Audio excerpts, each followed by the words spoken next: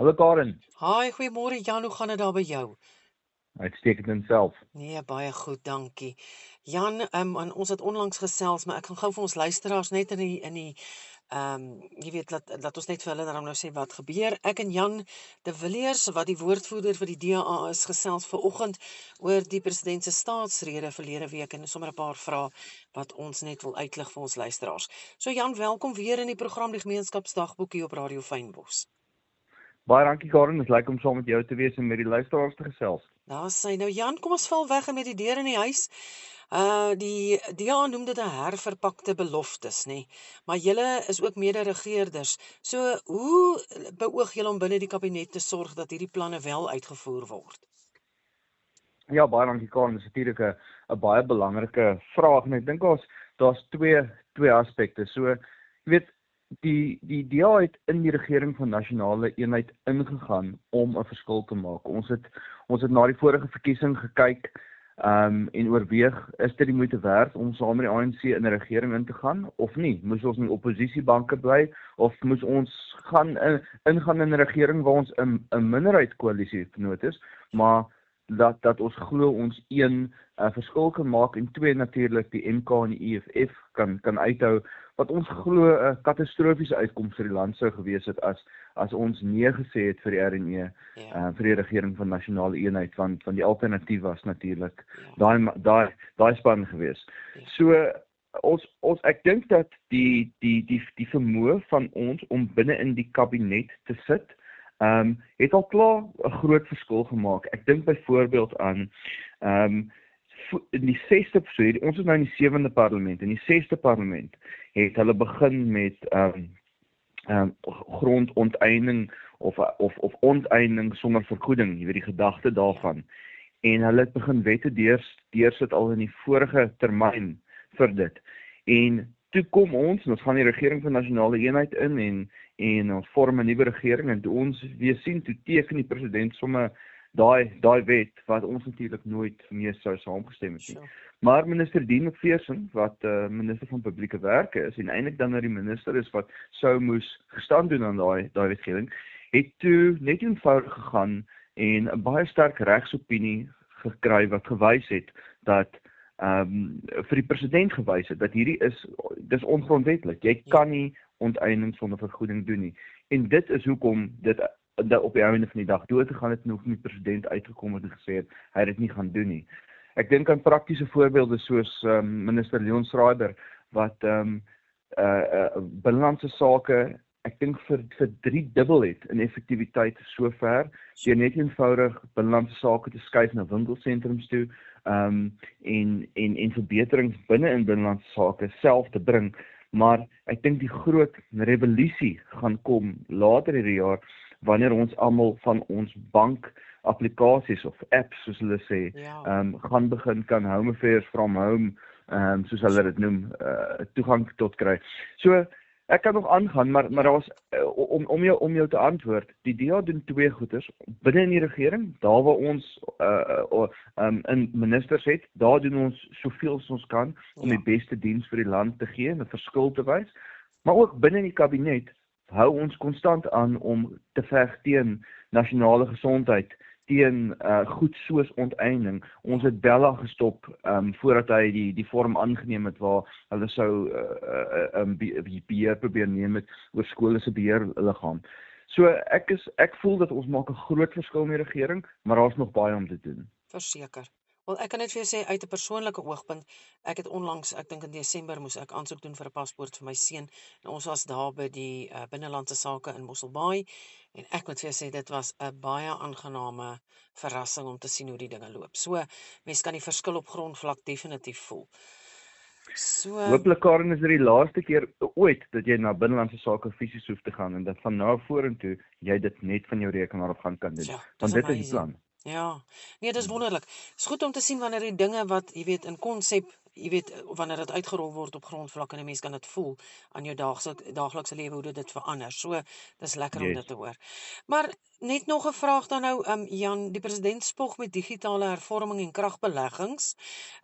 Yes. Wat is een punt wat jy vir ons kan, jy weet, uit die staatsrede uitwys wat as gevolg van die DA se teenwoordigheid daar is? So ons is eintlik nogal stil optimisties, as ek dit so kan sê, vir die staatsrede en wat die president gesê het, want baie van die goed wat ons vooraf voorgevra het in die staatsrede toespraak voorgekom. So as ek dit mag uitwys vir jou, ons het gesê dat dit is van 'n kardinale belang dat ons hawens en ons spoorweë begin geprivatiseer word, sodat ons nie meer sit met boere en uitvoergoedere wat vrot in hawens en nie kan uitkom nie.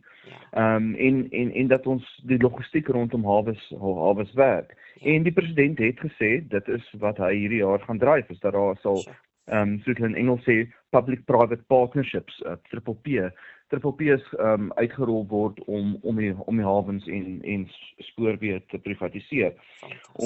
Die president het gepraat van die verdere professionalisering van die staatsdiens, wat eintlik maar beteken 'n einde aan kaderontplooiing, waar ons kyk na versterkte wetgewing om seker te maak dat die mense wat vir die staat werk, en natuurlik veral in munisipaliteite, professionele mense is wat nie daar gesit is oor vir watter party hulle voorstem nie, maar op meriete, omdat hulle gekwalifiseer is om die werk te doen.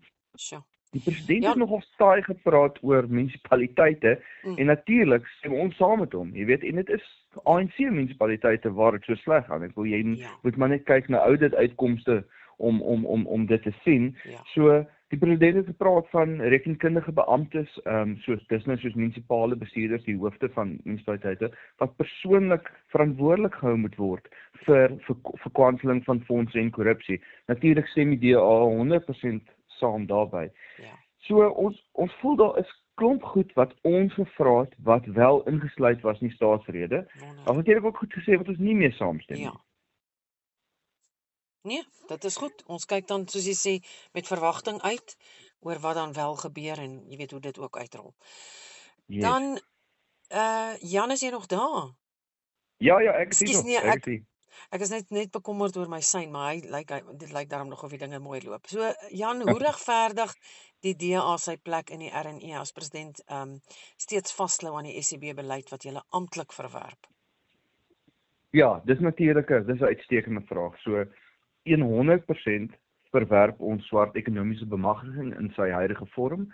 Vir 'n baie doodeenvoudige rede, dit bemagtig net 'n klein elite groep tenderpreneurs wat polities geaffilieer is natuurlik aan die ANC, en dit doen niks vir die mense op straat nie, en die bewyse is maar net eenvoudig ons werkloosheidssyfer.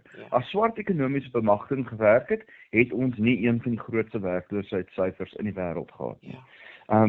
So die DA sê net eenvoudig dat en dit is natuurlik, jy weet, dit is natuurlik daai keuse wat ek heel in die begin van gepraat het. Ons stem nie saam met swart ekonomiese bemagtiging nie, maar ons is eerder in die regering besig om dit te veg en besig om daar waar ons ten minste departemente het waar ons 'n verskil kan maak, die verskil te maak, as wat ons net as 'n oppositieparty aan die buitekant sit en kritiseer op hierdie stadium, want die alternatief, soos ons gepraat het, is natuurlik 'n MK-EFF-ANC koalisie. En dan is ons almal in 'n baie swakker posisie as waarin ons huidiglik is. So is dit vir ons moeilik om saam met die ANC te regeer terwyl hulle aanhou swart ekonomiese bemagtiging in sy huidige vorm promoveer en bemark en heeltyd sê dat dit is die oplossing. Ja, dit is nie lekker vir ons nie, en ons is op geen stadium hou ons self stil daaroor nie. Ons sê konstant dat dit moet verander. Maar wat vir my nogal bemoedig, is dat as jy kyk na die laaste jaar se publieke kommentaar, of dit nou politiese ontleeders is, of dit besigheidsmense is, of dit selfs ou ANC-lede is, daar is besig om oor die algemene gevoel te kom wat sê swart ekonomiese bemagtiging in sy huidige vorm werk nie. En partykeer, Karen, veral vir 'n party soos ons wat nou al oor jare verandering probeer bring, partykeer moet jy 'n ding 1 miljoen keer sê in 'n ry voordat dit 'n verskil maak. Ja. En ons gaan aanhou om daai boodskap te bring. Ons sal staan by ons beginsels. Ons sal sê ons grondwet praat van nie rassigheid. Hierdie is 'n rasgebaseerde wet met geen goeie meetbare uitkomste nie. En ons sal aanhou om dit aan die groot klok te hang totdat ons glo dit eendag sal verander. Ja. Sjoe. Dis goed en dis soos jy sê, ons moet maar net aanhou en daai pennie sal iewers drop.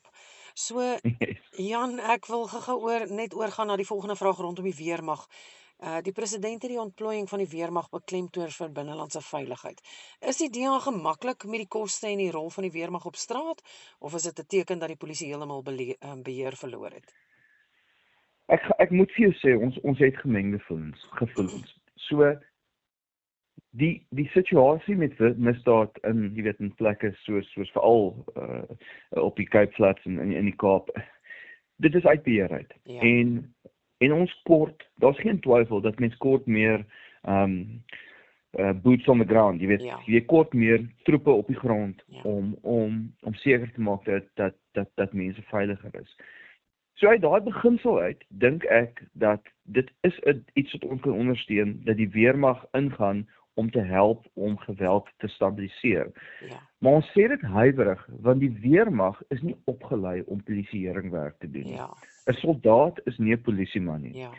En dit kan altyd net 'n interim metode wees om stabiliteit te bring, Yes. want die werklike oplossing vir misdaad en vir polisieering het te doen met beter en opgeleide meriete-gebaseerde polisieering, beter kapasiteit om dockets bymekaar te sit, om ondersoeke te lei, om vir die howe volledige inligting te gee, om DNA te prosesseer, so die polisie self is die entiteit wat Ja. versterk moet word. En die aanvulling van die weermag dis 'n baie stomp en baie kort tydelike oplossing. So ons ondersteun dit, maar nie as 'n langtermyn oplossing nie. Ja. En natuurlik, ons sê die hele tyd en jy weet, burgemeester van Kaapstad, Johnny Loos, is nogals hard hierop. As die nasionale regering net sal toestem dat ons die magte van die polisie kan afwentel tot op plaaslike vlak. Ja. Stede soos Stad Kaapstad het genoeg wetstoepassers dat as hulle net die mag gehad het om te mag ondersoeke lei en ek weet nie wat die Afrikaans vir dockets is nie, maar as hulle kan dockets bymekaar sit wat natuurlik jou leer is wat die ondersoek bevat. As Stad Kaapstad net bemagtig kan word om dit te doen, dan het hulle genoeg wetstoepassers, munisipale wetstoepassers, om 'n reuse verskil te maak. Jy weet op die oomblik neem hulle, ek dink, oor 1000 onwettige wapens van die straat af, die munisipale wetstoepassers van Kaapstad. 5% van daai mense wat gevang is met onwettige wapens, word op die einde skuldig bevind. En dit het alles te doen met die feit dat die wetstoepasser kan die wapen afneem en hy kan dit aanmeld, maar hy kan nie die saak tot by die hof bring, hy kan nie die ondersoek lei, want hy is afhanklik van die polisie om dit te doen. So ja, ons druk nog steeds baie hard vir 'n federale stelsel waar daai magte afgewentel word na provinsiale en plaaslike vlak, dat ons regerings wat funksioneer die vermoë het om ondersoeke te kan doen en polisieering te kan doen. So. Nou ek het eintlik nog vir ons twee vrae, een oor back and closure, maar ek en jy het nou die dag daaroor gesels en dan die waterkrisis. So miskien kan jy so vir ons in neutedop miskien net aan die twee onderwerpe raak. En vir ons luisteraars miskien net, jy weet, sê julle standpunt rondom dit. Ja, so met die waterkrisis, die kort antwoord is ons ondersteun die inisiatief en self vra al verlang daarvoor wat die president na verwys in sy staatsrede, en dit is om water en elektrisiteit inkomste in 'n munisipaliteit wettiglik te begin, soos hulle in Engels sê, ring-fence. So jy sonder dit af. En dat dit dan moet wettiglik herverbruik word op die onderhoud en investering van water en elektriese infrastruktuur. So ons sê, die wet moet sê dat jy moet 'n munisipaliteit forceer om sy water en elektriese inkomste weer terug te belê binne in water en elektriese infrastruktuur en dienste. En die president het verwys daarna in sy toespraak, so ons hoop dat daar sal nou gestand gedoen word aan. En dan net op back and close hier, ons is baie bemoedig dat die president afgekondig het dat dit nou as 'n nasionale krisis verklaar word, want dit is wat minister John Steenhuisen, minister van Landbou, voorgevra het. Dit moet 'n nasionale krisis verklaar word, want nou kan daar addisionele hulpbronne, addisionele dele van die staat, soos die polisie, om te help met biosekuriteit en die vervoer van beeste en die beheer daarvan, en ook natuurlik addisionele fondse vir die inbring van meer inentings en die uitrol van die inentingplan om die hele om elke bees in Suid-Afrika die totale nasionale kudde ingeënt te kry. Ja, dis wonderlik. Nou Jan, baie dankie weer eens vir jou tyd wat jy aan ons toegestaan het, dat ons kon gesels oor hierdie onderwerpe. Ek is seker ons gaan definitief weer in die jaar gesels, maar ja, ons kyk met verwagting saam met julle uit na wat gebeur na hierdie staatsrede. Wat hy? Lekker dag vir jou en die luisteraars. Daar's hy Jan, mooi dag en ons groet dan, tata. Bye bye.